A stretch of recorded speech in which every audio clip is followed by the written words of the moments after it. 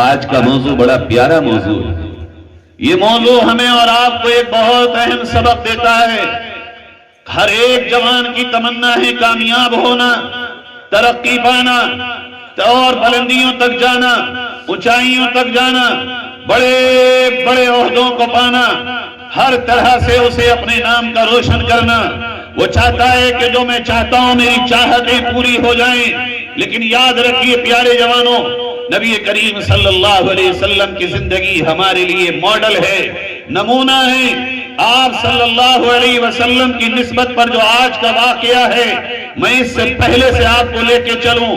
کسی خوشخبری کا آنا، خوشی کا آنا، بلندیوں کا آنا، چاہتوں کا پورا ہونا، امیدوں کا پورا ہونا، ترقیوں کا مل جانا، خوشیوں کا مل جانا یوں نہیں ہوتا کہ رات کو ہم نے خواب دیکھا اور صبح وہ پورا ہو جائے، بلکہ انتھک محنت کے بعد، قربانیوں کے بعد، جد و جہد کے بعد، مصیبتوں سے گزرنے کے بعد، آزمائشوں کے راستوں سے گزرنے کے بعد، اپنی چاہتوں کے ٹوٹتے ہوئے دیکھنے کے بعد اور ان راہوں سے گزرنے کے بعد پھر اللہ کا فیصلہ کسی کے لیے آتا ہے کہ اب تم نے اپنی آزمائش کو پورا کیا، تم نے امتحان کو پورا کیا، اب ہمیں جس راستے سے تمہیں آزمائش کے دور سے گزارنا تھا وہ مکمل ہوا۔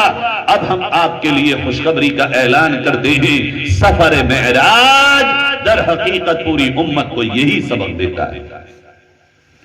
ہوا یہ تھا، نبی کریم صلی اللہ علیہ وسلم نے جب مکہ مکرمہ میں اعلان کیا، بھائی اللہ کو مانو، وہی سب کا مالک، سب کا پیدا کرنے والا ایک، سب کو روزی دینے والا ایک، سب کا مالک ایک، سب کا خالق ایک، اس کے سوا کسی کے پاس کوئی طاقت دائمی اور لائف ٹائم نہیں ہے۔ جو بھی کچھ ہے اس کی دی ہوئی طاقت ہے، اس کا دیا ہوا ہے جو کچھ ہے، وہی اکیلا ہے ساری دنیا کا مالک، اسی کے پاس ہے ساری دنیا کی پاور، اور وہ ہے جو سوتا نہیں ہے، وہ ہے جسے اونگ نہ آئے، وہ ہے جو بھول سے پاک ہے، وہ ہے جو نہ کھاتا ہے نہ پیتا ہے، وہ ہے جس کا نہ ماں، جس کی نہ ماں ہے، نہ جس کا کوئی باپ، نہ اس کی اولاد، نہ اس کی بیوی، نہ اس کی کسی بھی کوالٹی میں، چاہے وہ پرسنل ہو، چاہے وہ اس کی اٹیچ ہو، کسی بھی کوالٹی میں، ذات و صفات میں اس کا کوئی شریک ہے، اس کو مانو۔ جو یہ اعلان نبی نے فرمایا ہے وہیں سے امتحان شروع ہو گیا، اور ایسا امتحان یاد رکھو، یہ سبق ملا ہمیں اور آپ کو، صحیح بات جب بھی کہو گے، حق بات جب بھی کہو گے، چاہے وہ جیسی بھی ہو، حق بات کے ساتھ امتحان آتا ہے، حق بات کے ساتھ آزمائش آتی ہے، سچ بات کے ساتھ مخالفت آتی ہے، اور یہ مخالفت در حقیقت اللہ کی طرف سے ہمیں جھنجھوڑنے کے لیے ہوتی ہے۔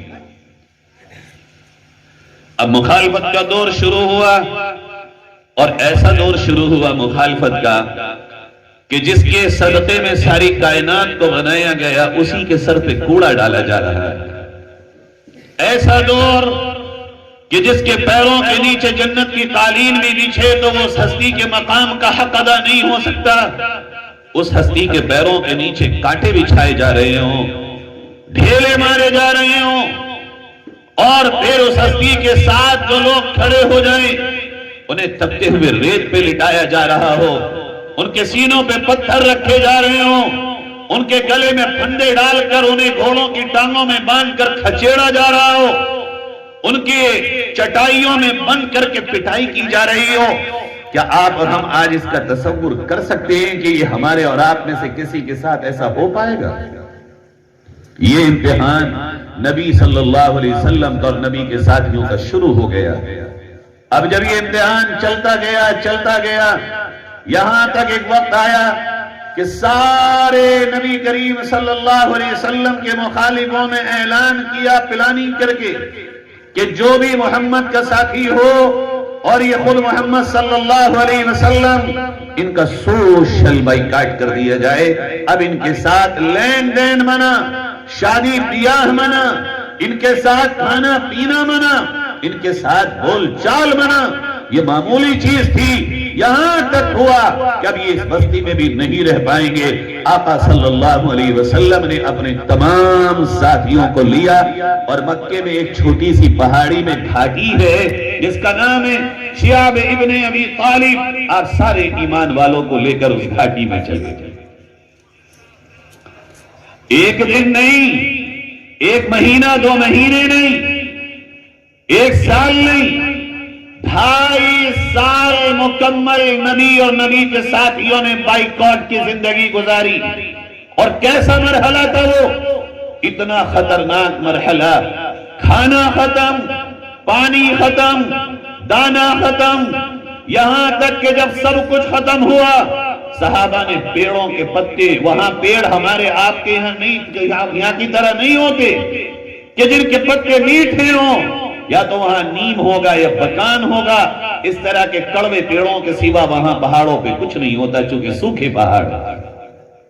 جو پیڑ تھے وہاں, صحابہ نے ان پیڑوں کے پتوں کو توڑ توڑ کے کھانا شروع کیا, یہاں تک کہ پیڑوں کے پتے بھی ختم ہو گئے. اس کی جو چھال ہے جس میں تھوڑا بہت رس ہوتا ہے, صحابہ نے اس کو چبانا شروع کیا. ماں کی ساتھیوں سے دودھ ختم ہو گیا. بچے پیاس کی وجہ سے ایڑیاں رگڑنے لگے. لیکن ایک نے بھی یہ نہیں کہا کہ ہم نبی کریم صلی اللہ علیہ وسلم کی وجہ سے ستائے جا رہے ہیں, ہم اپنا موقف چھوڑ کے اور اپنا جو ہمارا نبی کے ساتھ معاملہ ہے اس کو ختم کر کے کہیں چلے جائیں. سب نے مل کر قربانیاں دی اور 2.5 سال کے بعد اللہ کی مدد آئی اور بائیکاٹ ختم ہوا.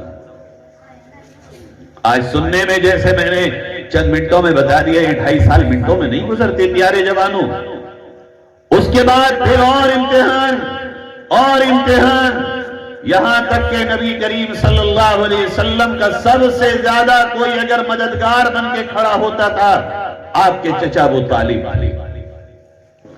ایک وقت آتا ہے نبی کی 10ویں سال میں نبوت کے کہ ابو طالب کا انتقال ہو گیا, اور نبی صلی اللہ علیہ وسلم کو چچا کے انتقال کے بعد جتنا غم ہوا, سب سے زیادہ طاقتور نبی کا کوئی مددگار تھا اگر مکے میں تو نبی کے چچا تھے جو سامنے آ جاتے تھے.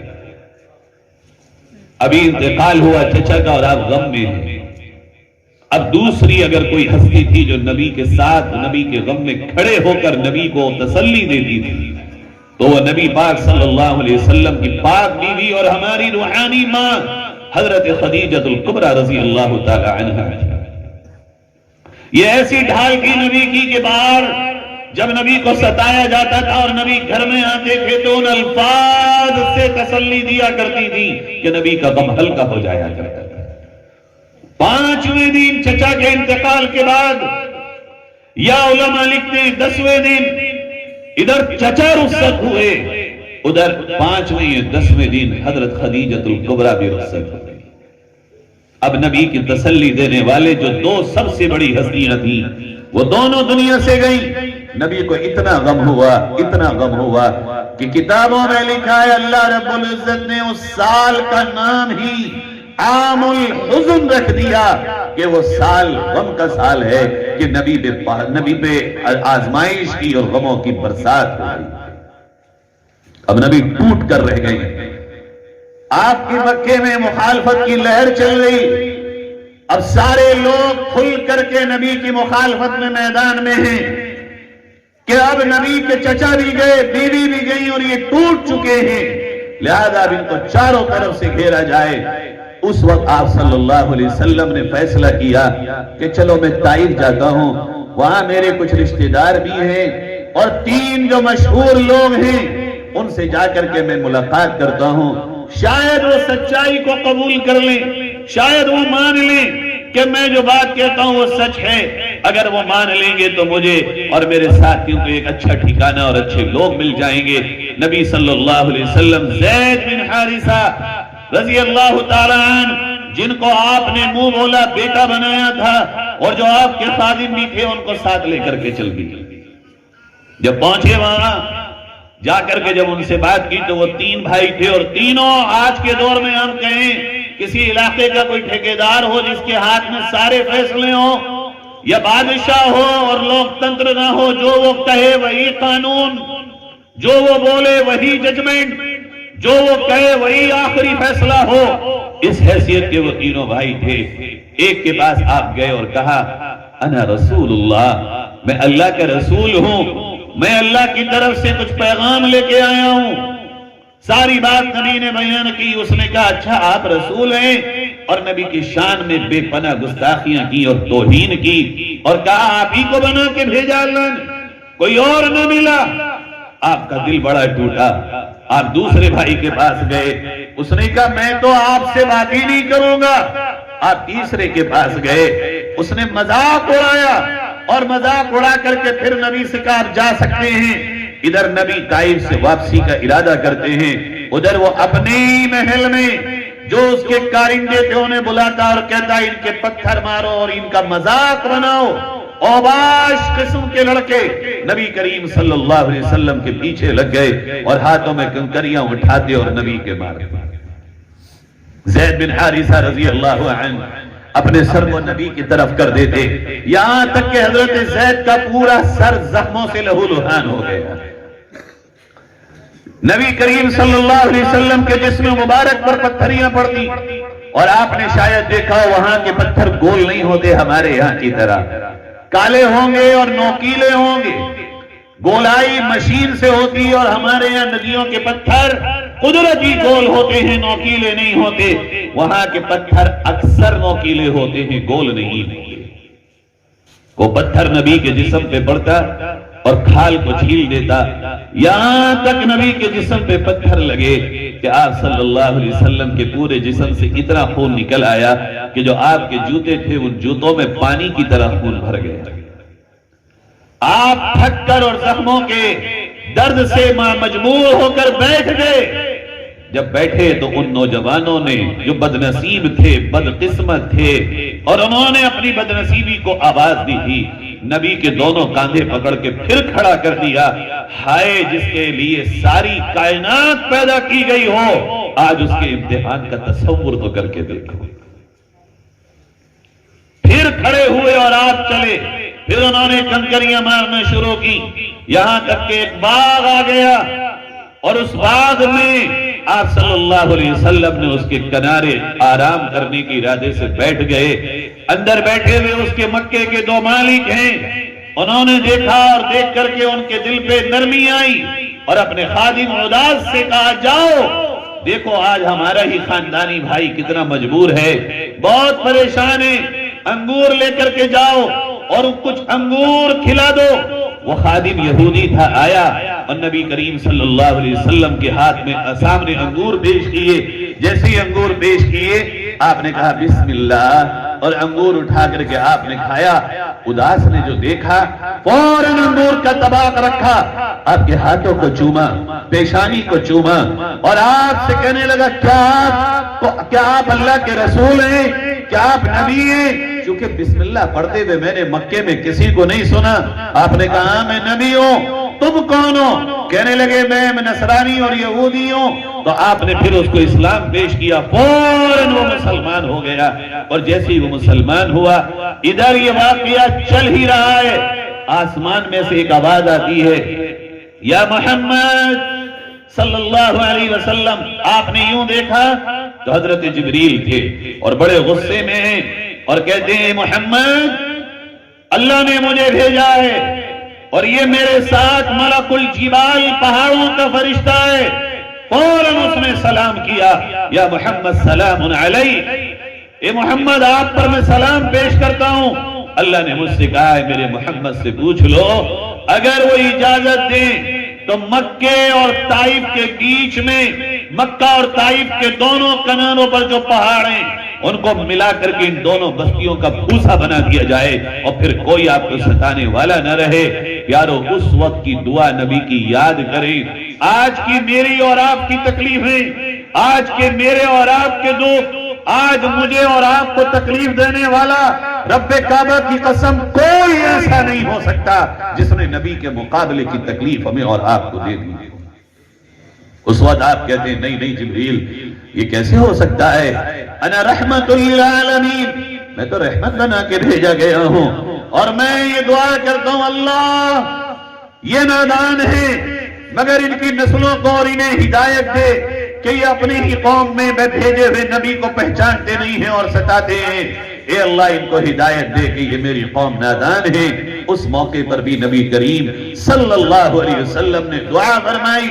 علماء لکھتے ہیں دو راستے ہیں تمہارے پاس، اگر تمہیں کسی نے تکلیف پہنچائی، چاہے وہ رشتہ دار ہو، چاہے وہ تمہارا اپنا ہو یا پرایا ہو، یا تو اس سے بدلہ لے لو یا اس کے لیے دعا کر دو۔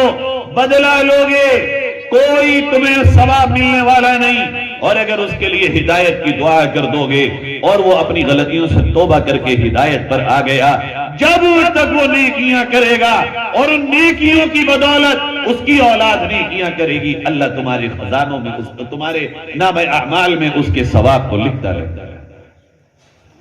اب جب نبی مکہ آ گئے، اللہ نے دیکھا میرا نبی بالکل ٹوٹ چکا ہے، اتنے قربانیاں اتنے امتحانات سے گزر کر اب میرا نبی بڑے غم میں ہے۔ کئی دن تک آپ صلی اللہ علیہ وسلم اپنے گھر سے نہیں نکلتے تھے۔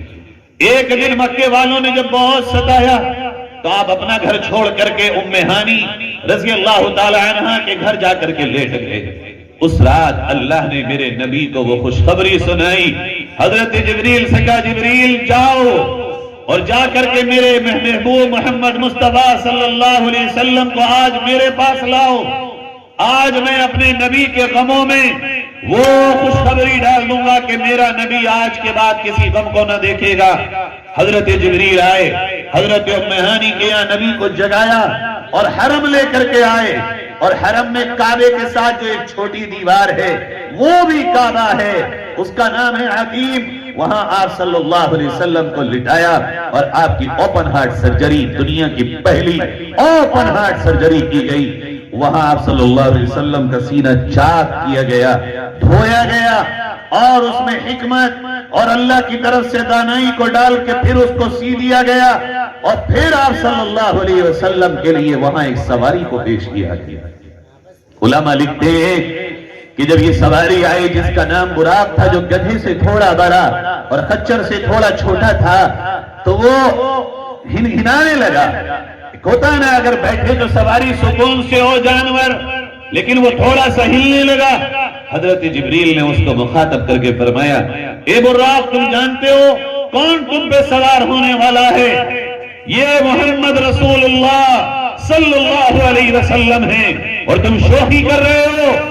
علماء لکھتے ہیں براق کے کان میں جو یہ آواز پڑے تو وہ پسینہ پسینہ ہو گیا، اور لکھتے ہیں علماء کرام کہ یہ اس وجہ سے شوخی کر رہا تھا کہ بہت زمانہ ہوا کہ اس طرح کوئی ہستی اس پہ سوار نہیں ہوئی تھی۔ اس نے جو محمد مصطفیٰ صلی اللہ علیہ وسلم کو دیکھا تو جوش خوشی میں وہ اپنے آپ کو قابو نہیں کر پا رہا تھا۔ آپ صلی اللہ علیہ وسلم سوار ہوئے، اور سوار ہو کر کے اس کی لگام کو جبریل امین نے تھاما۔ علماء لکھتے ہیں وہ رات کون سی رات ہے؟ بہت ساری تفصیلات ہیں اس میں۔ کسی نے کہا ربیع الثانی کی 27ویں رات، کسی نے اور الگ کہا، اور کسی نے کہا رجب کی 27ویں رات شب معراج ہے۔ جو بھی ہو کنفرم کوئی رات نہیں ہے، ہو سکتا ہے آج کی رات ہو سکتا ہے 27ویں رات ربیع الثانی کی رات ہو۔ اللہ کرے اگر آج کی رات یہ رات ہے تو میرے آقا صلی اللہ علیہ وسلم کے لیے شب معراج شب قدر سے بھی افضل ہے۔ میں یہ بہت اہم پوائنٹ کر رہا ہوں بیان آپ کے سامنے۔ ایک ہے شب معراج، ایک ہے شب قدر۔ امت کے لیے شب قدر افضل ہے اور نبی کے لیے شب معراج افضل ہے، کہ امت کو شب قدر میں فضیلت دی گئی اور نبی کو شب معراج میں فضیلت دی گئی۔ اس لیے علماء اور اللہ کے ولیوں نے لکھا کہ نبی کے حق میں شب معراج شب قدر سے افضل ہے، اور امت کے حق میں شب قدر شب معراج سے افضل ہے۔ ایک امتی کے لیے کس قدر خوشی کا مقام ہے کہ اللہ کے نبی صلی اللہ علیہ وسلم سے ہماری نسبت ہے۔ یہ دوسرا پوائنٹ بیان کر رہا ہوں۔ اپنے دلوں میں اس بات کو محسوس کرو میرے پیارو ہر نبی نے جو ایمان بیان کیا اور جو اللہ کو بیان کیا، جنت و جہنم کو بیان کیا، وہ جو جبریل نے آ کر کے ان کو بتایا، وہ انہوں نے امت کو بتایا۔ اللہ معاف کرے، ہم کسی بھی نبی کی شان کو کبھی کم نہیں کر سکتے۔ ہمارے لیے ہر نبی نبی ہے، رسول رسول ہے، لیکن فرق سمجھو، حضرت آدم علیہ السلام کے بعد سے میرے نبی سے پہلے تک جتنے نبی اور رسول آئے، انہوں نے جنت کو بیان کیا، جہنم کو بیان کیا، اللہ کو بیان کیا، انہوں نے سزا اور ثواب کو بیان کیا، سب کا سب وہ جو جبریل کے ذریعے اللہ نے ان کو بتایا۔ لیکن ہم اکیلی وہ امت ہیں جن کو ہمارے آپ کے آقا صلی اللہ علیہ وسلم نے آنکھوں سے دیکھ کر بیان کیا۔ جنت کو نبی نے آنکھوں سے دیکھ کے بیان کیا، جہنم کو آنکھوں سے دیکھ کر بیان کیا، اللہ کو آنکھوں سے دیکھ کر بیان کیا، اور بہت سارے وہ مناظر جو معراج میں اللہ نے نبی کریم صلی اللہ علیہ وسلم کو دیدار کرائے ہیں، آپ نے آنکھوں سے دیکھ کر پھر امت کو بتایا۔ امت کا یہ چھوٹا اعزاز نہیں، بلکہ اس اعزاز کے مقابلے میں بہت سارے اعزاز آپ لے کے آئیں گے، وہ چھوٹے پڑتے آپ چلے، اور جب آپ کا گزر ہوا مدینہ منورہ سے، اب آپ سنتے جائیے اور اپنے دلوں پہ لکھتے جائیے۔ میں چند پوائنٹ بیان کر کے آپ سے رخصت ہو جاؤں گا۔ معراج کا پورا سفر تو ایک رات کیا، میں 100 راتوں میں بھی بیان نہ کر سکوں آپ کے لیے۔ قرآن کی ایک آیت ایک رات میں میں یا کوئی بھی عالم اگر بیان کرے، حق ادا کبھی نہیں کر سکتا۔ بات تو یہ ہے میرے پیارے جوانوں، بزرگوں، آج کی رات یہ نیت ہو کہ جو کچھ ہم سن رہے ہیں اور جو میں کہہ رہا ہوں، میں بھی اور سننے والے آپ بھی، آج سے ہم عمل کی نیت کر لیں کہ یہ زندگی بہت چھوٹی ہوتی ہے۔ کبھی سوچا تھا ہم نے فیروز بھائی یہ نہیں ہوں گے، کبھی سوچا تھا ہم نے، اور اس شہر میں بہت سے لوگ جو اس سے پہلے پروگرام میں شریک تھے وہ نہیں ہوں گے، سوچا تھا ہم نے کبھی کہ وہ چلے جائیں گے، یا ہم میں سے کسی کو یہ معلوم ہے کہ جو آج ہم یہاں شریک ہیں وہ کل ہی آئندہ جب پروگرام ہوگا تو اس میں ہم شریک ہوں گے؟ اس لیے جو موقع ہے اسے غنیمت جانیں اور عمل کی نیت کریں کہ انشاءاللہ عمل کر کے اپنی زندگی کو ایسا بنائیں کہ قیامت میں جب نبی پاک صلی اللہ علیہ وسلم کی نگاہ مبارک ہمارے اوپر پڑے تو نبی آواز دے کر ہمیں بلا لیں اور جام کوثر کا جام ہم کو پلا دیں۔ چلے آپ مکہ مکرمہ سے براق پہ سوار ہو کر آپ کا گزر مدینہ منورہ پہ ہوا، سواری رک گئی، حضرت جبریل نے کہا 2 رکعت پڑھ لیجئے، آپ نے 2 رکعت نماز نفل پڑھی۔ حضرت جبریل نے پوچھا اے محمد صلی اللہ علیہ وسلم کیا آپ کو معلوم ہے یہ کون سی جگہ ہے؟ آپ نے فرمایا نہیں۔ کہا اے آقا آپ کے لیے یہ وہ شہر ہے مدینہ منورہ، یثرب کا مقام کہ جہاں آپ ان قریب ہجرت کر کے آگے بسے۔ اللہ اکبر، جہاں جانا تھا اللہ نے وہاں پہلے اتروا کے نماز پڑھوائی۔ پھر آپ آگے چلے، سواری روکی، حضرت جبریل نے کہا یا رسول اللہ 2 رکعت پڑھ لیجئے، آپ نے 2 رکعت پڑھی۔ پوچھا یا جبریل یہ کون سا مقام ہے؟ کہا اے محمد صلی اللہ علیہ وسلم یہ وہ مقام ہے جہاں اللہ تعالیٰ نے حضرت موسیٰ سے کلام کیا تھا۔ آگے چلے، پھر سواری اتری، آپ صلی اللہ علیہ وسلم نے پوچھا، حضرت جبریل نے کہا 2 رکعت پڑھ لیجئے۔ آپ نے پوچھا یہ کون سا مقام ہے؟ کہا یہ مدین شہر ہے جہاں حضرت شعیب علیہ السلام کو اللہ نے بھیجا تھا۔ پھر ایک بستی سے گزر ہوا، بڑی عجیب و غریب خوشبو آ رہی۔ آپ نے پوچھا جبریل یہ خوشبو کیسی ہے؟ آپ نے فرمایا یا رسول اللہ صلی اللہ علیہ وسلم یہ خوشبو ان قبروں سے آ رہی ہے جو فرعون کی باندی اور بچیاں تھیں اور دفن ہوئی تھی، اور یہ قیامت تک ان کے قبروں سے خوشبو آتی رہے گی۔ کون تھی وہ باندیاں؟ بھائیو یہ ایک واقعہ سن کر کے آج عمل کی نیت کرنے کی ضرورت ہے ہمیں اور آپ کو۔ ایک باندی تھی جو فرعون کے گھر میں تھی اور اس کی چھوٹی چھوٹی بچیاں تھی 3۔ اس نے حضرت موسیٰ پر ایمان لا کر کے فرعون کا انکار کیا، کہا فرعون اللہ نہیں ہو سکتا، اللہ تو وہ ہے جس کو موسیٰ اللہ کہتا ہے۔ فرعون نے بلایا اور کہا تم میری غلام، میری نوکر، میرے گھر میں کھانے والی، میری مزدوری پہ پلنے والی، اور کہتی ہے موسیٰ کا رب حق ہے اور میں رب نہیں ہوں۔ حضرت موسیٰ علیہ السلام پر جب وہ ایمان لے آئی تو اب اس کی زندگی میں اس سے اعلیٰ کوئی مقام ہی نہ رہا۔ کہنے لگی بادشاہ سلامت، میں تو دل سے مان چکی ہوں کہ موسیٰ کا رب ہی اللہ جو حقیقی ہے وہی اللہ ہے۔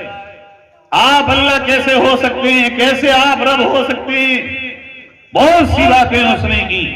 فرعون کو غضب اور غصہ آیا اور کہنے لگا سن، میں تجھے تھوڑی سی مہلت دیتا ہوں، غور کر لے، اگر تو نے میری بات کو نہیں مانا اور یہ نہیں کہا کہ فرعون ہی رب ہے تو میں تیری بچیوں کو ہلاک کر دوں۔ اس نے کہا ٹھیک ہے میں تیار ہوں۔ بڑی بچی کو لایا گیا اور اس کو سامنے سے تلوار ماری اور گردن گئی۔ وہ یوں دیکھتی رہی اور آنسو اس کے چہرے پہ گرتے رہے۔ دوسری بچی کو لایا گیا اور اس کی گردن ماری، اس کے چہرے پہ آنسو گرتے رہے، اور اس کے گود میں جو تیسری بچی ہے دودھ پیتی، جب جلادوں نے اس کے سینے سے اس بچی کو چھڑایا تو اس کی چیخ نکل گئی اور کہا اللہ دیکھ ہمارے ساتھ کیا ہو رہا ہے۔ کچھ پہ ایمان لانے کے بعد اللہ نے اس کی بچیوں کے اور اس کے بیچ سے پردہ ہٹا دیا۔ بڑی بچیاں جو جا رہی ہیں انہوں نے کہا ماں پریشان نہ ہونا، اس زندگی سے ہر ایک کو آنا ہے، آج ہم ہیں کل آپ آئیں گی۔ ہم وہ خوش نصیب ہیں جو اپنے اللہ کے نام پر شہید ہوئے ہیں۔ دیکھتے ہی دیکھتے فرعون کے جلادوں نے اس معصوم بچی کے بھی 2 ٹکڑے کر دیے، اور پھر اس بانی کو پکڑا گیا اور اس کو بھی قتل کر دیا گیا۔ یہ چاروں ماں بیٹیاں جو اللہ کے نام پر ایک ظالم بادشاہ کے سامنے ذبح ہو گئی، معراج کی رات میں اللہ کے نبی نے ان کی قبروں سے خوشبو کو سونگا، اور پھر جبریل نے بتایا کہ یہ وہ ہیں۔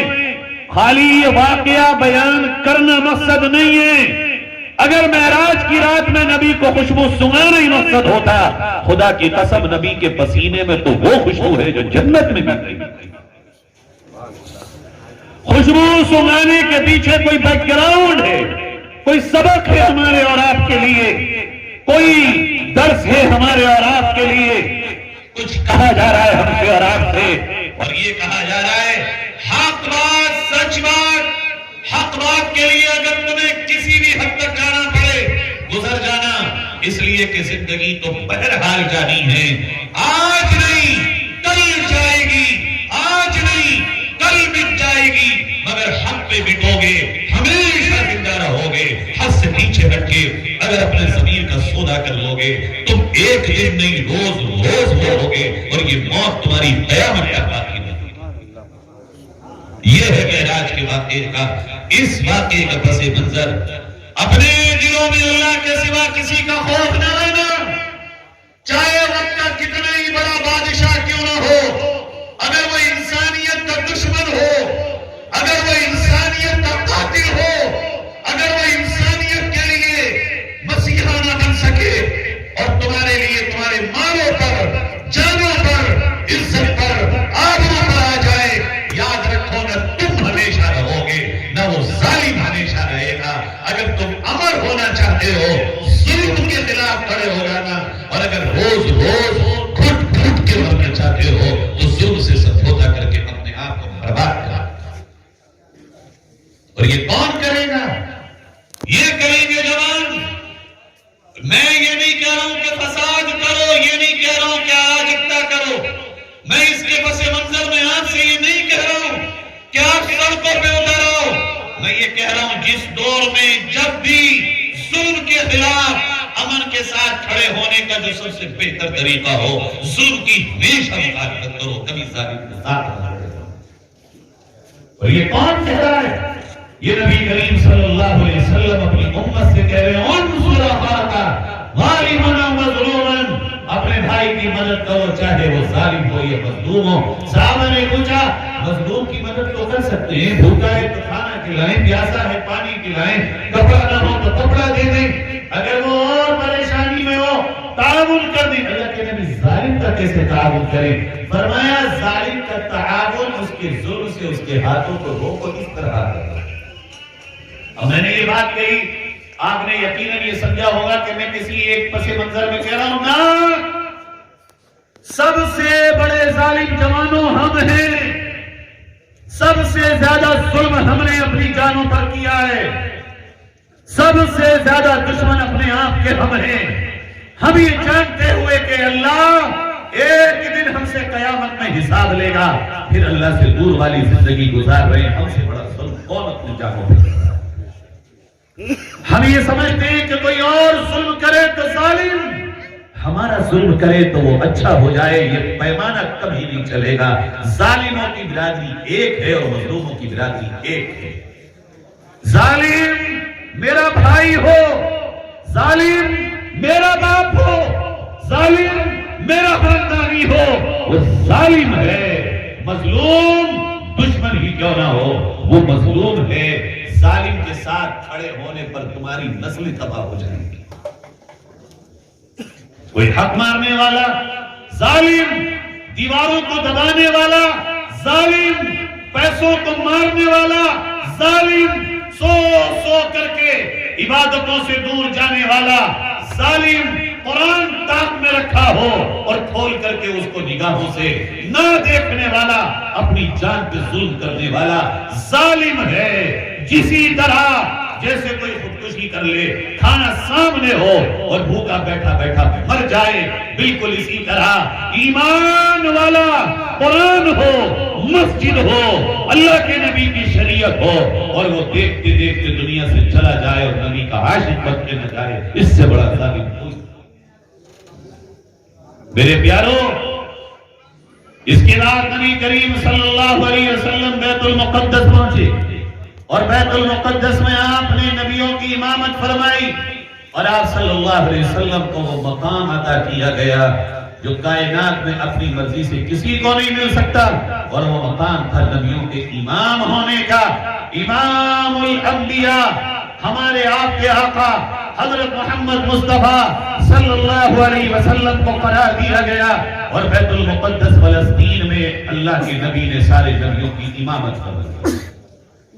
پھر اللہ نے حضرت جبریل کے ذریعے آسمانوں کا سفر ہوا، زینہ آیا، آپ پہلے آسمان پہ پہنچے۔ بہت اہم پوائنٹ بیان کرنے چلا ہوں میں آپ سے۔ پہلے آسمان کے دروازے پر جب پہنچے تو حضرت جبریل نے آواز دی، اس دروازے کے نگہبان کو، پہرے دار کو، سیکیورٹی انچارج کو، دروازہ کھولو۔ اس نے کہا میں کون ہے آپ؟ ہوا نہیں؟ کہا میں جبریل ہوں۔ کہا آپ کے ساتھ کون ہے؟ کہا میرے ساتھ محمد رسول اللہ صلی اللہ علیہ وسلم ہے۔ کہا کیا ان کو بلایا گیا ہے وہاں؟ حضرت جبریل نے فرمایا ہاں بلایا گیا ہے۔ کہا مرحبا مرحبا یا رسول اللہ، استقبال ہے آپ کا، استقبال ہے آپ کا۔ نعم المجیء جاء، کتنے بہترین ہیں آج ہمارے آسمان پہ آنے والی ہے۔ یہ بات میں نے جو کہی ہے جھوٹی نہیں۔ وہ جو سیکیورٹی انچارج تھے فرشتے پہلے آسمان پر، کیا وہ اس لیے اس بات کو پوچھ رہے تھے کہ انہیں معلوم نہیں تھا کہ ان کے ساتھ محمد مصطفیٰ صلی اللہ علیہ وسلم ہے؟ کیا وہ بات بے خبر تھے کہ کون ہستی آ رہی ہے آج؟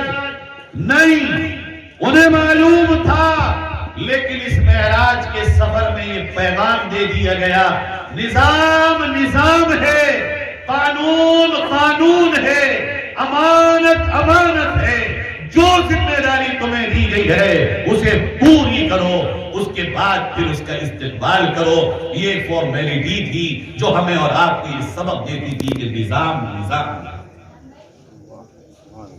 ہم آپ ہیں، ہم میں سے ہر ایک کی کوشش کرتا ہے کہ شارٹ کٹ نظام کو توڑ کر، قانون کو توڑ کر پھر ہم ہیرو بنے۔ نہ نظام اسلام ٹوٹے، نہ نظام ملک ٹوٹے۔ نظام ملک بھی لایا ہوا ہمارا ہے، کسی اور کا نہیں ہے، اور نظام اسلام دیا ہوا اس مبارک ہستی کا ہے جس کا بدل اس کائنات میں نہ کبھی پیدا ہوا اور نہ آئندہ کبھی پیدا ہوگا۔ اس لیے نظام اسلام، شریعت مصطفیٰ صلی اللہ علیہ وسلم کی حفاظت بھی اپنی جانوں کو دے کر ہم کریں گے، اور نظام قانون جو ملک کا ہے اس کی بھی حفاظت ہم اپنی جانوں پہ کھیل کر کرنا چاہتے ہیں۔ لیکن کیسے؟ میرے پیاروں یہ بات بھی سمجھ لو، کہنے سے نہیں ہوگا، ہوش پیدا کرو، شعور بیدار کرو، اویئر ہو جاؤ۔ خالی ویڈیو بنا کر کے ہم ڈال دیں، اخباروں میں بیان دے دیں، چاہتے پیدا کر لیں، اس سے کسی چیز کی حفاظت نہیں ہوتی۔ اویئر بنو، ہوش والے بنو، شعور والے بنو۔ بات کہنی بھی ہو مگر کس پیرائے میں کہنی ہے، اس کی سمجھ پیدا کرو۔ انشاءاللہ تمہارا آنے والا مستقبل اتنا روشن ہے، اگر میری بات پہ یقین کر سکو، اتنا روشن ہے جس کا خواب بھی تم راتوں میں دیکھ نہیں سکتے۔ آپ صلی اللہ علیہ وسلم پہلے آسمان پہ، حضرت آدم علیہ السلام سے ملاقات ہوئی، آپ نے سلام فرمایا، حضرت آدم نے استقبال کیا اور کہا میرے بیٹے کو میرا سلام، چونکہ آپ صلی اللہ علیہ وسلم حضرت آدم کی اولاد میں ہیں، اور پھر نبی کا ذکر فرمایا مرحبا بالنبی الصالح، ایسے نبی کو بھی استقبال ہے جو انتہائی برگزیدہ ہے۔ دوسرے آسمان پہ گئے، حضرت عیسیٰ حضرت یحییٰ موجود ہیں، ملاقات ہوئی۔ تیسرے آسمان پہ گئے، حضرت یوسف علیہ السلام سے ملاقات ہوئی۔ چوتھے آسمان پہ آپ گئے، حضرت ادریس علیہ السلام سے ملاقات ہوئی۔ پانچویں آسمان پہ آپ گئے، حضرت ہارون علیہ السلام سے ملاقات ہوئی۔ چھٹے آسمان پہ آپ گئے، حضرت موسیٰ علیہ السلام سے ملاقات ہوئی۔ ساتویں آسمان پہ جب آپ پہنچے، حضرت ابراہیم علیہ السلام سے ملاقات ہوئی تو حضرت ابراہیم کو دیکھا کہ ایک گھر ہے جس کے اوپر ٹیک لگائے ہوئے حضرت ابراہیم علیہ السلام بیٹھے اور چھوٹے چھوٹے بچے کھیل رہے ہیں۔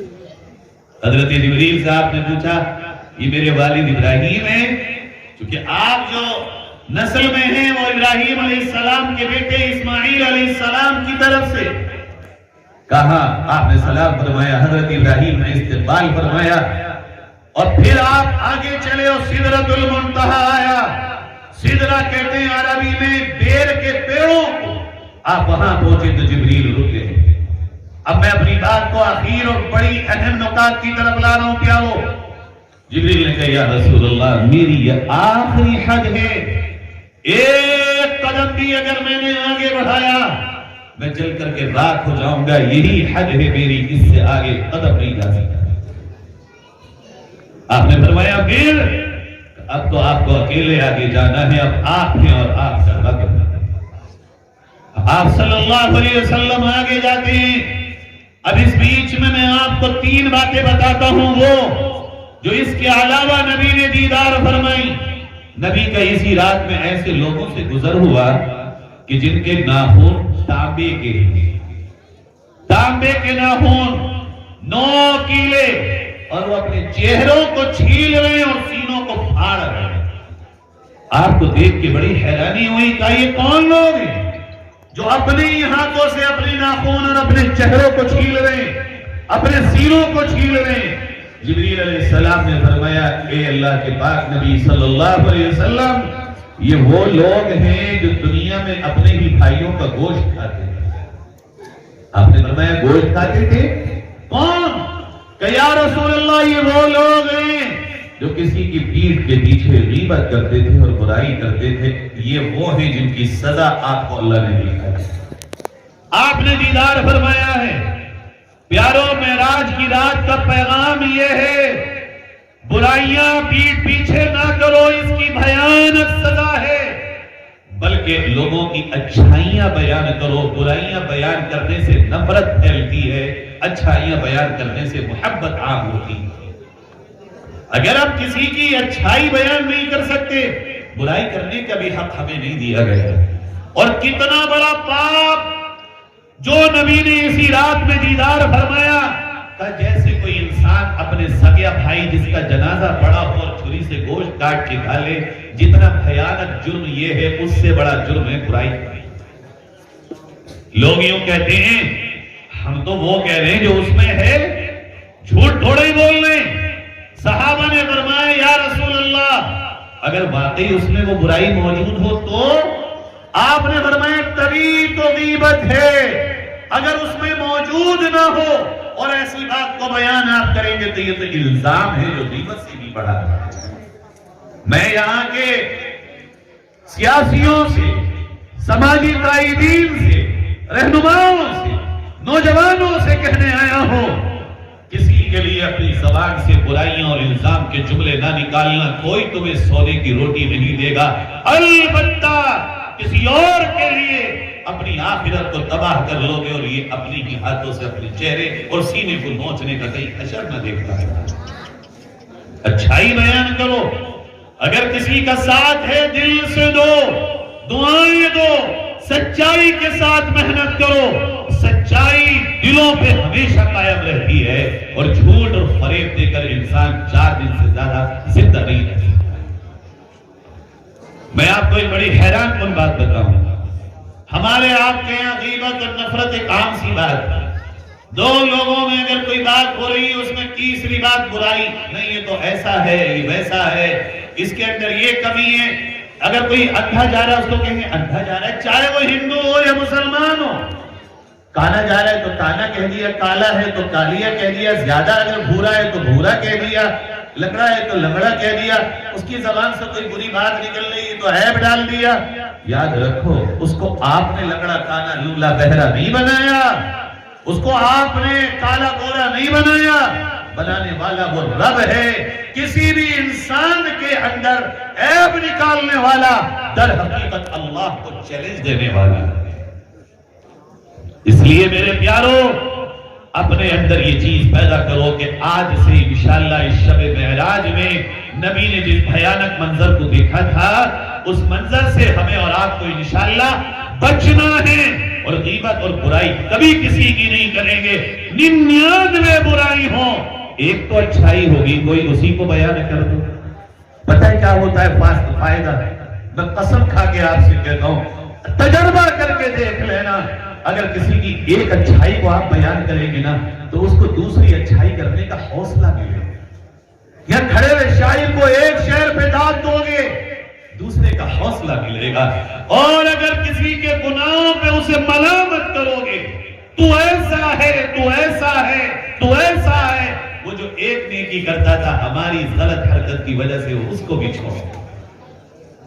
اس لیے میرے پیاروں، ارادہ کرتے ہیں انشاءاللہ اس گناہ سے اپنے آپ کو بچائیں گے۔ اچھا، اگر نہ بچ سکو تو اپنے آپ پہ مت رہنا کہ ہم بچ نہیں سک رہے ہیں اور عادت ہو گئی ہے۔ میری اتنی سی بات مان لینا، مچھلی شہر والوں، اللہ سے 2 رکعت پڑھ کے دعا کر لینا، یا اللہ ہم بچنا چاہتے ہیں مگر بچ نہیں پا رہے، ہم اپنے آپ کو تیرے حوالے کر دیں، تو ہمیں بچے۔ یہ تو کر لو گے انشاءاللہ، کریں گے بھی سب انشاءاللہ۔ اس کے بعد آپ صلی اللہ علیہ وسلم جاتے ہیں۔ جوانوں، اسپیشلی آپ کے لیے کہہ رہا ہوں، آپ نے دیکھا کچھ لوگ ہیں، ایک برتن میں سڑا ہوا گوشت رکھا ہے جس میں بدبو مار رہی بے تحاشا، اور ایک برتن میں اچھا گوشت رکھا ہوا ہے، یا کوئی اور نعمت رکھی، لیکن یہ جو بندہ ہے یہ اچھا گوشت چھوڑ کر کے سڑا ہوا گوشت کھا رہا ہے جس میں کیڑے ہیں، پیپ ہے، سڑین ہے۔ آپ صلی اللہ علیہ وسلم نے جب دیکھا، آپ نے جبریل سے پوچھا، جبریل یہ کیسے بے وقوف لوگ ہیں کہ سامنے اچھا مال ہے، اچھا کھانا ہے، پاک کھانا ہے، خوشبودار کھانا ہے، مگر یہ پھر بھی اچھی چیز کو چھوڑ کر سڑی ہوئی، پیپ اور گندا اور سڑیدہ کھانا کھا رہے ہیں۔ جبریل علیہ السلام نے فرمایا، یا رسول اللہ، یہ وہ لوگ ہیں جن کے پاس پاک بیوی ہے، نکاح والی بیوی ہے، حلال عورت ہے، بیوی موجود ہے، یا اسی طرح یہ وہ عورتیں ہیں جن کے پاس شوہر موجود ہے مگر یہ پھر بھی زنا کرتے ہیں، اوروں کے ساتھ جا کے اپنی خواہشات کو پورا کرتے ہیں۔ جب یہ قیامت میں آئیں گے، پوری زندگی اس طرح ریپ کرنے والے، زنا کرنے والے، عزتوں کو تار تار کرنے والے، اپنی خواہشوں کو چند لمحوں میں کسی اور کے ذریعے پورا کرنے والے، جب یہ قیامت میں آئیں گے، اللہ ہمیشہ کے لیے ان کو یہ سڑا ہوا کھانا کھلائے گا، اور اچھا بھی ان کے برابر میں ہوگا مگر اس پر ہاتھ نہیں جائے گا۔ کتنی دیر کی لذت حاصل کرتے ہو؟ چند منٹوں کی، اور اس میں بھی تمہارا من اور تمہارا ضمیر کوس رہا ہوتا ہے. کسی ایک عورت کے ساتھ دغا کرتے ہو جو اپنے بھائیوں کو، ماں باپ کو، اپنے ہنستے کھیلتے آنگن کو تمہارے لیے چھوڑ کے آتی ہے، تمہارے واسطے اپنی ساری جوانی تک کی یادوں کو بھلا کر کے ایک تمہیں میں اپنی زندگی اور اپنی ہنسیاں اور خوشیاں دیکھتی ہے. اس عورت کے ساتھ دغا کر کے کسی اور عورت کے ساتھ اپنے تعلقات کو قائم کرتے ہو. یہ وبا پورے ملک میں نہیں، پوری دنیا میں عام ہو چکی ہے. اب اس کام کو کوئی گناہ سمجھنے کو تیار نہیں ہے، بلکہ اس کو ایک فیشن سمجھا جا رہا ہے. یاد رکھو، حدیث پاک میں آتا ہے، نبی پاک صلی اللہ علیہ وسلم نے فرمایا، جس دھرتی پر زنا ہوگا اور جو شخص زنا کو کرے گا، اللہ اس کے اوپر فقر و فاقے کو، اس کی تنگی کو طاری کر دے گا. کبھی وہ خوشحال نہیں رہ سکتا، چہرے سے اس کا نور مٹ جائے گا. پیارے جوانوں، تم اپنی راتوں کو اس میں کبھی برباد نہ کرنا. فرمایا میرے آقا صلی اللہ علیہ وسلم نے، وہ نوجوان جو اپنی زندگیوں کو اس طرح تباہ کرتے ہیں، جب وہ قیامت میں آئیں گے تو اللہ کی عدالت تک جانے کا قبر سے جو فاصلہ ہے وہ آج کے ٹائم سے 40 برس کنٹینیوس چلنے کا فاصلہ ہے. جیسے کوئی پیدل 40 برس تک چلے، فرمایا قبر سے اٹھ کے اتنا لمبا فاصلہ ہوگا، تب جا کے وہ اللہ کے دربار تک پہنچے گا حساب و کتاب. فرمایا جب یہ آئے گا قبر سے اٹھ کے تو جو زنا کرنے والا ہوگا، اپنی بہنوں کو بلیک میل کرنے والا ہوگا، فرمایا یہ آئے گا، اللہ اس کو پیروں کے بل نہیں چلائے گا، اللہ اس کو گھٹنوں کے بل نہیں چلائے گا، بلکہ فرمایا اس کو سینے اور منہ کے بل چلائے گا، اور اس کے ہونٹ، اس کی ناک، اس کے گال، اس کا سینہ ہٹ جائے گا، اور اس کے ٹکڑے ٹکڑے گال کے ہو جائیں گے. جب یہ آئے گا دنیا پہچان لے گی کہ یہ زانی آ رہا ہے اور اپنی راتوں کو کسی اور کے ساتھ برباد کرنے والا تھا. میرے پیاروں، اپنی جوانیوں کی حفاظت کرو. اگر اللہ نے موقع دیا اور نکاح ہوا، اس نکاح کے ذریعے اللہ کی خوشنودی کو حاصل کرو، اس نکاح کی برکات کو حاصل کرو. اگر ہم نے اپنی زندگیوں کو تباہ کیا، پھر یاد رکھنا ہماری نسلیں بچ نہ پائیں گی، اور ان راستوں پر اگر چلی گئی ہمارے اور آپ کے نسب بھی محفوظ نہ رہ پائے گی. تیسری بات جو میں نے آپ سے کہا تھا، 3 باتیں میں معراج کے سفر سے چن کے آپ کو بتاؤں گا.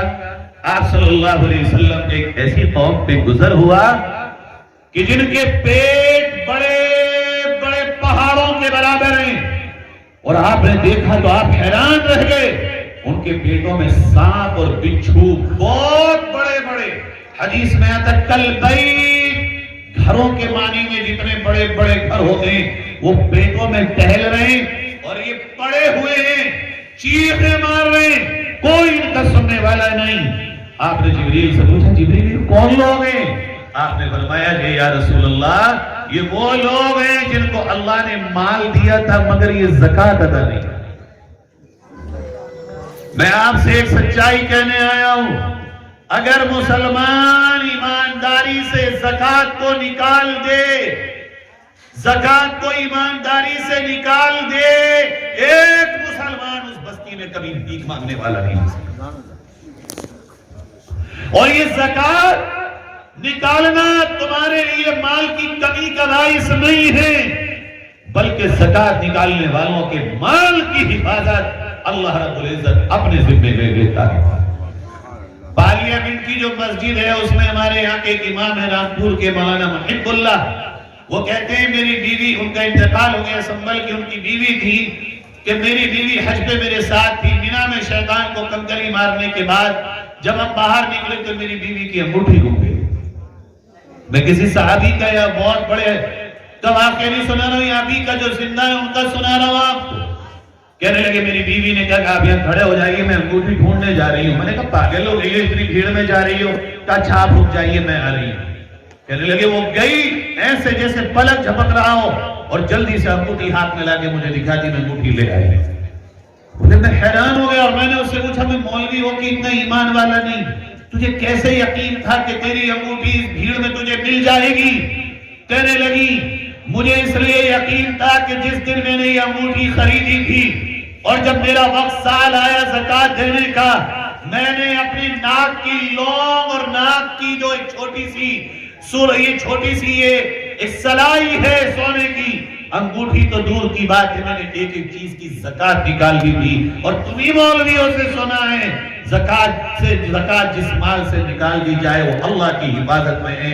مجھے میرے رب پر یقین تھا کہ میری انگوٹھی برباد نہیں ہو۔ ہم ہیں زکوٰۃ نکال کہاں رہے؟ اس کا نتیجہ یہ ہے کہ مال والا بھی پریشان، اسے بھی سکون نہیں ہے، کہاں رکھوں کیا رکھوں، اور کمیونٹی بھی پریشان۔ اگر اپنی ہی بستی میں 100 لوگ وہ ہوں جو پریشان ہوں اور 50 لوگ وہ ہیں جو زکوٰۃ نکال سکتے ہوں، کیا بعید ہے کہ ہم ان کو روزگار بھی دے دیں زکوٰۃ سے، تعلیم بھی دے دیں ان کو، ان کے گھروں میں خوشحالی بھی لے آئیں؟ مگر ہم ہیں کہ سرکار کی بھیکوں پر ہم تکیہ اور بھروسہ کیے ہوئے ہیں، یہ لائیں گے، یہ دیں گے ہم کو، تب ہمارے گھر چلیں گے۔ ارے اللہ نے تو میرے آقا کے صدقے میں زکوٰۃ کا وہ نظام دیا کہ دنیا میں کسی کی طرف مسلمان کو نگاہ اٹھانے کی ضرورت نہیں، اور پھر یہ بھی کہا کہ غریب مانگنے آئے گا، مال والوں غریب کو تم دینے جاؤ گے، اس لیے کہ مال تم نے نہیں کمایا، یہ مالدار اللہ نے تمہیں بنایا، اس کو غریب اللہ نے بنایا، بندہ وہ بھی اللہ کا ہے، بندے تم بھی اللہ کے ہو، اس لیے اس کی رسپیکٹ کرو کہ وہ اللہ کا بندہ ہے، اور اپنا مال اپنی ہاتھ سے اس کے گھر پہنچا کر کے آؤ۔ نہیں کرو گے دنیا میں سدا، جس مال سے زکوٰۃ ادا نہ ہو وہ مال آنے والی نسلوں میں باقی نہیں رہتا، اور آخرت میں یہ سزا ہمارے اور آپ کے لیے متعین ہے۔ بات کو آخر کرتا ہوں، اب آپ صلی اللہ علیہ وسلم آگے بڑھتے ہیں اور اللہ سے ملاقات ہوئی، اللہ جانے کیا بات ہوئی۔ قرآن تو یہ کہتا ہے اتنی قربت ہو گئی، ثم قاب قوسین او ادنی، اتنے قریب جیسے تیر کمان میں لگا ہو، کوئی دوری ہوتی ہے وہ تو برابر ہو، قریب ہو گئے بالکل، کہا اس سے بھی زیادہ اللہ اور اللہ کا رسول قریب ہو گئے۔ اور پھر باتیں ہوئی راز و نیاز کی جو ہوئی، اور اللہ نے پھر جب واپسی کی، اے میرے محمد اب آپ تشریف لے جائیں اور میری طرف سے یہ 2 تحفے رکھیں۔ کیا ہے وہ تحفے؟ وہ اور آپ کو بتانے آیا ہوں تاکہ یہ بھی میری آپ کی عملی زندگی میں آئے۔ فرمایا اے میرے نبی، یہ آیتیں ہیں سورۃ البقرہ کی آخری آیات جو میں آج آپ کو تحفے میں دے رہا ہوں۔ حدیث میں آتا ہے یہ آخری آیات اس دنیا کے بننے سے 2000 سال پہلے اللہ نے تلاوت فرمائی تھی اور ان کو محفوظ فرما لیا۔ یہ میرے آپ کے نبی کو تحفے میں دی گئی۔ حضرت ابن عباس رضی اللہ عنہ فرماتے ہیں روزانہ اگر سورۃ البقرہ کی آخری 3 آیتیں یا 2 آیتیں کوئی پڑھ کر کے سو جائے، پوری رات اللہ کی حفاظت میں رہے گا اور اللہ اس کے لیے کافی ہو جائے گا۔ پیارو، ہمارے آپ کی راتیں، خدا کا واسطہ میں آپ کو دیتا ہوں، اللہ کا واسطہ، اللہ کے نبی کا واسطہ جس کی نسبت پر یہ اجلاس دیتا ہوں، کبھی بھی گانے سنتے ہوئے مت سونا، کبھی فلم دیکھتے ہوئے مت سونا، کبھی غیبت کرتے ہوئے مت سونا، کبھی اپنی ناپاکی کی حالت میں نہ سو جانا۔ ہمیشہ اللہ کو یاد کر کے قرآن کی یہ آیتیں پڑھ کے اللہ سے توبہ کر کے سونا۔ سونا تمہارے اختیار میں ہے مگر اٹھنا نہیں۔ سو تو سکتے ہو مگر آنکھ دنیا میں کھلے گی یا قبر میں کھلے گی یہ مجھے آپ کو نہیں پتا۔ بہت سی مرتبہ ہم کہتے ہیں کہ ارے سوئے تو تھے مگر یہ تو اچھے خاصے سوئے تھے اور رات میں انتقال ہو گیا، شاید میرے آپ میں سے بھی کسی کے ساتھ یہی ہو جائے۔ دوسرا تحفہ، اللہ نے کہا جا میرے نبی میں تیری امت کے لیے ایک تحفہ دیتا ہوں، 50 نمازیں امت پڑھ لے۔ یہ معراج ہے میرے محبوب، میں نے آپ کو عطا کی ہے۔ آپ کی امت کی معراج یہ ہے کہ جب امت سجدے میں ہوگی میں اور وہ ایسے ہی قریب ہو جائیں گے۔ یہ ہے نماز نبی کی تحفے میں دی ہوئی امت کی معراج۔ اور پھر آپ نے فرمایا نماز میری آنکھوں کی ٹھنڈک ہے۔ میں چند جملے آپ سے کہہ رہا ہوں، ابھی میں حرم میں کھڑا تھا، آپ سب کے لیے اور میں اپنے لیے یہ بات کہہ رہا ہوں، مغرب کی اذان ہو گئی۔ جب اذان ہوئی تو بالکل کعبے کا جو دروازہ ہے اس کے سامنے مجھے اللہ نے موقع دے دیا کھڑے ہونے کا، تیسری یا دوسری صف ہے، پہلے سے کوئی ذہن میں نہیں، اچانک یہ حدیث یاد آئی اور میرے ذہن میں آیا کہ اللہ کے نبی نے فرمایا نماز میرے آنکھوں کی ٹھنڈک ہے۔ میں نے غور کیا کہ جو نماز ہم پڑھتے ہیں کیا یہ نماز ہمارے بھی دل کی ٹھنڈک بنتی ہے یا نہیں؟ بڑی اہم بات ہے۔ جو نماز ہم پڑھ رہے ہیں یہ نماز میرے اور آپ کی بھی دل کی ٹھنڈک ہے، میرے اور آپ کے دل کو بھی ٹھنڈک پہنچا رہی ہے۔ اگر یہ نماز میرے اور آپ کے دل کو ٹھنڈک نہیں پہنچا رہی تو نبی کی آنکھوں کی ٹھنڈک کیا رہی؟ جس نماز میں میرے اور آپ کے رکوع اور سجدوں میں اللہ نہ ہو، اللہ کی یاد نہ ہو، دنیا ہی دنیا ہو، وہ نماز کیسے نبی کی آنکھوں کی ٹھنڈک کرے گی؟ میں نے اللہ کے سامنے ہاتھ اٹھایا کہ اللہ آج تو میں تیرے گھر کے سامنے کھڑا ہوں اور مجھے نہیں پتا وہ نماز کیسی ہوتی ہے جو تیرے نبی اور محبوب کی آنکھوں کی ٹھنڈک بنتی ہے، مگر آج تجھے تیرے اس کعبے کی عظمت کا واسطہ دے کے بھیک مانگتا ہوں، مجھے وہ نماز پڑھوا دے جو تیرے نبی کی آنکھوں کی ٹھنڈک نماز ہے۔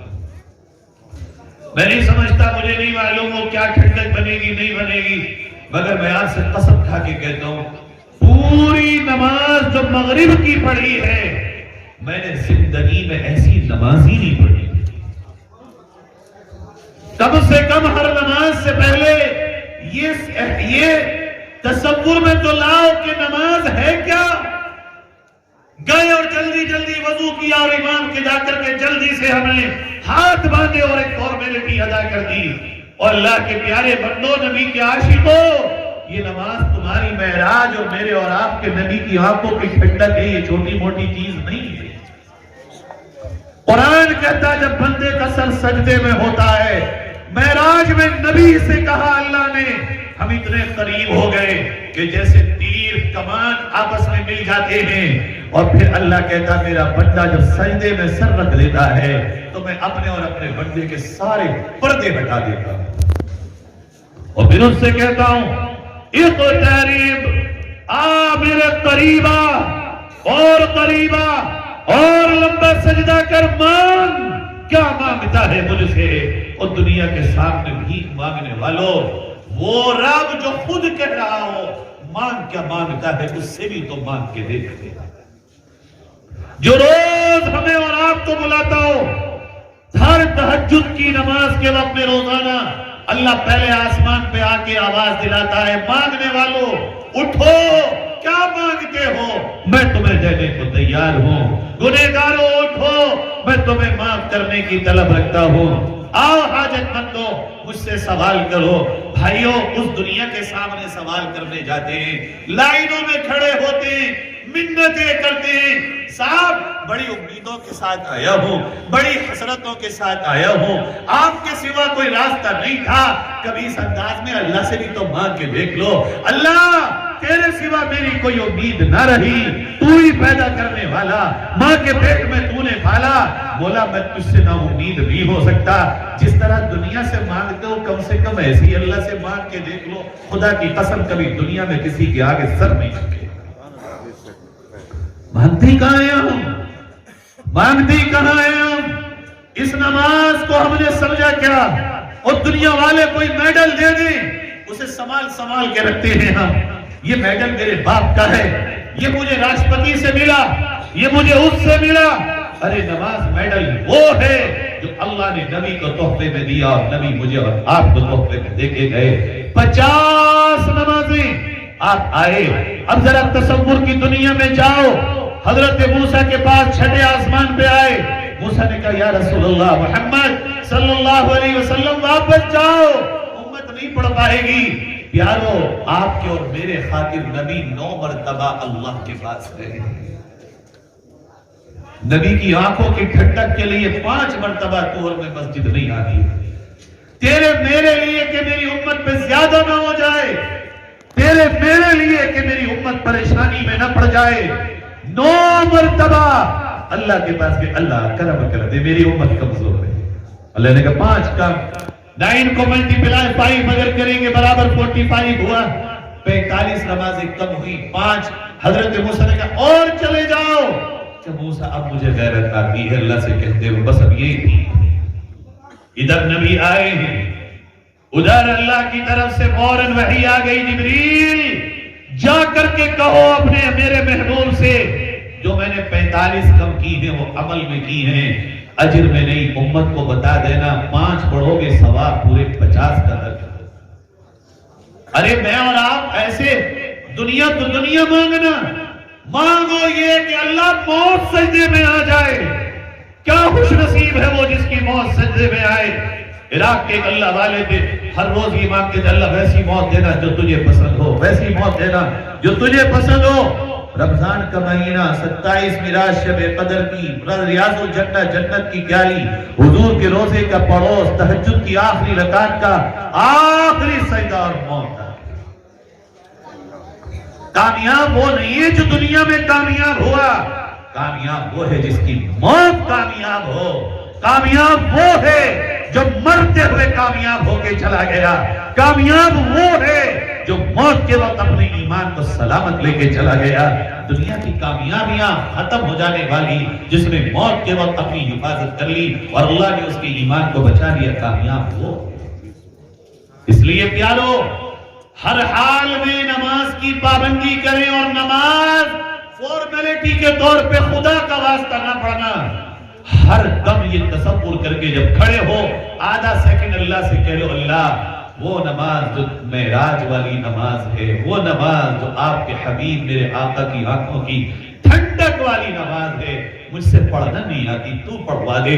اللہ سے مانگ کے جب پڑھو گے آج ہی تجربہ کر لینا، نماز میں کچھ نہ الگ سا مزہ آنے لگے۔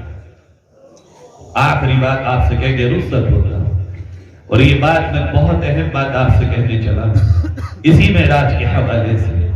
آپ صلی اللہ علیہ وسلم معراج سے واپس تشریف لے آئے، مکے کا پورا واقعہ آپ نعتوں میں سنیں گے کہ مکے والوں نے انکار کیا، صدیق اکبر نے فوراً قبول کیا اور صدیق کہلائے، اور پھر قرآن کی آیات نازل ہوئی۔ میں تمام واقعے کو اسکپ کرتا ہوں اور ایک واقعہ سنا کے بات کو ختم کرتا ہوں۔ ایک مرتبہ آپ صلی اللہ علیہ وسلم بیٹھے ہیں اور بڑی محبت کا ماحول ہے، حضرت عائشہ رضی اللہ تعالی عنہا سے کہنے لگے عائشہ مانگو، کیا مانگو؟ حضرت عائشہ نے کہا اے اللہ کے حبیب میرے سرتاج، آج کوئی خاص بات ہے؟ فرمایا آج میرا دل چاہتا ہے کہ تم کچھ مجھ سے مانگو۔ کہا اللہ کے نبی جب اتنی بڑی بات ہے تو مجھے کچھ موقع دے، مشورہ کر لو۔ فرمایا جاؤ، مشورہ کس سے کرو گی؟ اپنے والد سے، حضرت ابو بکر رضی اللہ عنہ سے۔ بہت سمجھدار ہوا، جاؤ کراؤ مشورہ۔ گئی اور جا کے کہا بھائی ایک مشورہ کرنا ہے۔ کہا کیا؟ آج میرے سرتاج نے مجھ سے کہا ہے مانگو، کیا مانگتی ہو؟ آج تک یہ جملہ نہیں کہا، پہلی بار یہ بات کہی ہے۔ اب مجھے لگ رہا ہے آج کوئی خاص عنایت میرے آقا کی طرف سے مجھ پہ ہونے والی ہے۔ کیا مانگوں؟ میری بہنوں، میری ماں، میری پیاری بہنوں، اس واقعے کو اس معراج کے موقع پر دل پہ لکھو۔ مانگنے کا بھی سلیقہ ہو تو پھر انسان لمحوں میں اور چند جملوں میں وہ مانگ لیتا ہے کہ ساری کائنات اس کے سامنے چھوٹی لگے۔ حضرت ابوبکر نے کہا بیٹی اگر میری رائے مانو تو جا کے اپنے سرتاج سے کہنا کہ جب آپ معراج پہ گئے اور آپ کی اور اللہ کی ملاقات ہوئی تو وہ باتیں جو آپ کی اللہ سے راز و نیاز کی ہوئی، وہ باتیں جو خفیہ ہیں اور کسی کو نہیں معلوم، وَأَوْحَى إِلَىٰ عَبْدِهِ مَا أَوْحَى، جو ہوئی باتیں وہ ہوئی، کسی کو نہیں پتا۔ کہا بیٹی جا کے حضور سے کہنا انہوں نے سے کوئی ایک بات بتا دی۔ آج ہے کوئی ایسا جو اس طرح کی تمنائیں رکھنے والا ہو؟ مجھے تو ملتے ہی نہیں وہ لوگ جو بھی میرے پاس آتے ہیں، ہر 100 میں سے 70 ہوئے مولانا کاروبار کی دعا، مکان کی دعا، اس کی دعا، اس کی دعا۔ دعا. پیارے جوانوں، یہ تمنائیں بہت کم ہے کہ کوئی یہ کہتا ہو مولانا میرے لیے جنت کی دعا کر دیتا. ہر 100 میں 70 یہ دعائیں ہیں. جنت کی دعائیں، آخرت کی دعائیں کرانے والے بہت کم ہو گئے. پہلے لوگ علماء سے اور ولیوں سے اس لیے تعلق رکھتے تھے کہ ان سے دنیا اور آخرت دونوں کی دعائیں کرا لیں. آج فقط تعلق اس لیے کاروبار کا تعویذ لے لیں، پانی پڑوا لیں، برکت ہو جائے کاروبار میں دعا کرا لیں. کوئی مسئلہ نہیں پوچھتا کہ ہم عمل کر لیں. کوئی آیت کا ترجمہ نہیں معلوم کرتا کہ علم بڑھا لیں. ساری دنیا میں مگن رہو گے جو دنیا بہت مختصر ہے. حضرت عائشہ آئیں اور کہا آقا آپ کی اللہ سے ملاقات ہوئی تھی نا معراج میں. کہا کہ وہ جو بہت ساری باتیں صرف اللہ کو اور آپ کو معلوم ہے اور کسی کو معلوم نہیں، مجھے تحفے میں آج ایک وہ بات عنایت کر دیجئے جو اللہ نے آپ سے بہت سیکھی. آپ مسکرائے. کہا ابو بکر واقعی تو ایسا ہی ہے، تیرا یہی ہے مقام. کیا تو نے ذہانت کا فیصلہ کیا؟ عائشہ تو سن، جب میں اللہ کے یہاں گیا اور اللہ رب العزت سے میری ملاقات ہوئی، بہت ساری باتیں جو میری ہوئی ان میں اللہ نے مجھ سے ایک وعدہ کیا، اے محمد تیری امت میں جو شرک سے بچ کے آئے گا، شرک سے بچ کے آئے گا، بچنا. دوسرا، جو تیری امت میں لوگوں کے ٹوٹے ہوئے دلوں کو ملا کر آئے گا، میں اسے بغیر حساب کتاب کے جنت عطا کروں گا. حضرت عائشہ خوش ہو گئی اور گئی فوراً اپنے والد کے پاس. ابا تحفہ مل گیا. کہا بیٹی کیا آقا نے فرمایا میری امت میں جو ٹوٹے ہوئے دلوں کو ملا کر کے آئے گا اللہ اسے بغیر حساب کے جنت عطا فرما دے گا. حضرت ابوبکر رونے لگے. حضرت عائشہ کہتی ہیں ابا یہ تو رونے کی بات نہیں ہے، یہ تو خوشی کی بات. کہ بیٹی تو سکے کا ایک پہلو دیکھتی ہے. تو نے یہ دیکھ لیا جو ملا کر کے دلوں کو آئے گا اسے یہ ملے گا، لیکن جو دو دلوں کو دور کر کے آئے گا وہ بھی تو سیدھا جہنم میں جائے گا. میں اس کو یاد کر کے رو رہا ہوں. پیارو، جنت کتنی آسان ہے کمانا. آؤ ہم سب مل کر آج اس شب معراج میں ایک عہد کریں، اپنے آپ سے ایک پرومس کریں، ایک عزم کریں، ایک پیمان کریں ہم کہ آج سے اسی وقت سے ہم دلوں کو ملانے کا کام کریں گے، دلوں کو توڑنے کا کام نہیں کریں گے. کریں گے بھئی انشاءاللہ. جو دلوں کو ملانے کا کام کرے گا انشاءاللہ اس کی جنت پکی اگر اس نے شرک نہ کیا. ہر گناہ اللہ معاف کر سکتا ہے شرک کے علاوہ، مگر اس کی پرمیشن نہیں ہے کہ بس دلوں کو ملاتے رہنا باقی سارے گناہ کر لینا. نہ، سارے اچھے اعمال کے ساتھ نماز روزہ جو فرائض ہیں، فرائض میں کوئی معافی نہیں. اس کے بعد اگر یہ عمل کر کے آؤ گے یا اس کے ساتھ یہ عمل کر کے آؤ گے اللہ جنت دے دے گا. اور یہ کیسے ہوگا اس کا پریکٹیکل 1 منٹ میں بتاتا ہوں آپ کو. دنیا کا سب سے بڑا پاپ ہے جھوٹ بولنا. وہ انسانی سماج میں بھی، چاہے وہ ہندو ہو یا مسلمان ہو، چاہے سکھ ہو یا عیسائی ہو، کسی بھی دنیا کے سماج اور مذہب میں اگر سب سے بڑا پاپ کسی کو کہا گیا مانوتا اور انسانیت میں تو وہ جھوٹ ہے. اور حضور صلی اللہ علیہ وسلم یوں بیٹھے ہوئے تھے، ایک مرتبہ آپ یوں ہو گئے، کہا میری امت سب کچھ کر سکتی ہے مگر جھوٹ نہیں بول سکتی. ہر گناہ میری امت کر سکتی ہے مگر جھوٹ نہیں بول سکتی. قربان جائیں ایسے نبی پر جس نے ہمیں راہیں دکھائی. فرمایا مگر ایک وقت میں جھوٹ جائز ہے، وہ جب دو دل دور ہو رہے ہوں اور تم انہیں ملانے چلو تو دونوں سے جھوٹ بولنا جائز. اللہ کتنی بڑی بات ہے. ایک وہ کام جو دنیا کا ماں باپ پتہ چلا دلوں کو دور کرنا اور دلوں کو دور کرانا اور آپس میں لڑانا اور آپس میں دوریاں پیدا کرانا جھوٹ سے بھی بڑا مہا. یہ ہوگا کیسے؟ ابھی میں جدہ میں تھا، ایک صاحب نے، ہمارے بہت ہی اچھے دوست ہیں حاجی صاحب لکھنؤ کے، کہنے لگے میرے یہاں ایک برادر آئے. میں نے ان کو رکھ لیا. اس کے بعد ان کے ماموں عمرے پر آئے.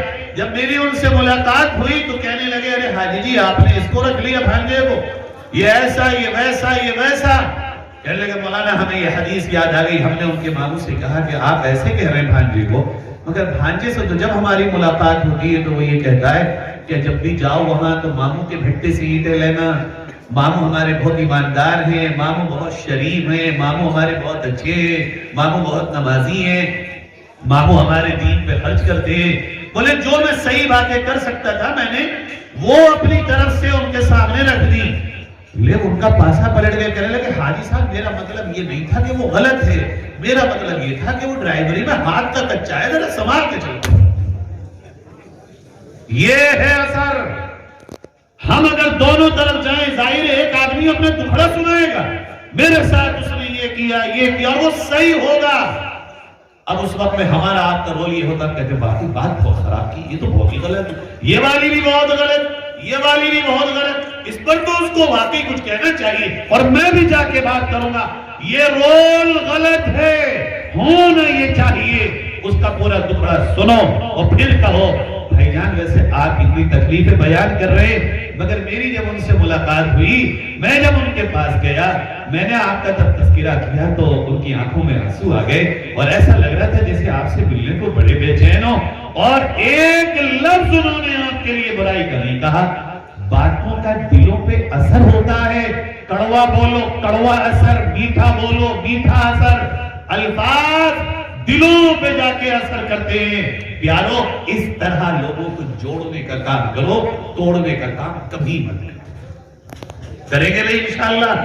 اگر یہ کام ہم نے شروع کر دیا، میں بارہا آپ سے کہتا آیا ہوں یہ بستی ماڈل بناؤ، یہ بستی ماڈل بناؤ، ایسا ماڈل جو پورے ہندوستان میں اس کا نام روشن ہو، اور یہ قربانیوں سے ہوگا۔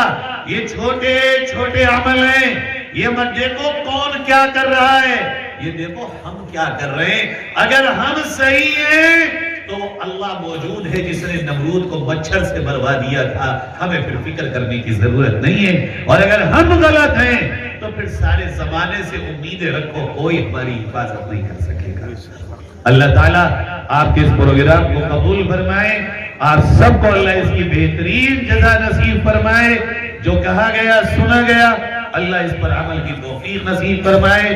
میرے پیچھے اور اس پورے لاک ڈاؤن میں جو بھی دنیا سے چلے گئے ہیں، خاص طور پر فیروز بھائی اور بلال صاحب کے والد اور بھی بہت سے لوگ ہیں جن کا نام میں نہیں لے پاؤں گا، اللہ سب کی مغفرت فرمائے اور اللہ ہم سب کی بھی مغفرت فرمائے۔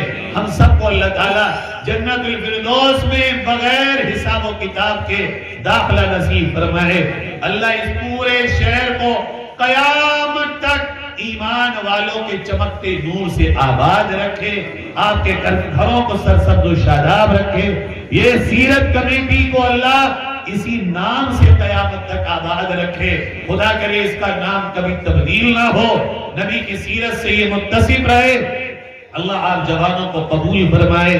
وآخر دعوانا ان الحمدللہ رب العالمین۔ السلام علیکم ورحمۃ اللہ۔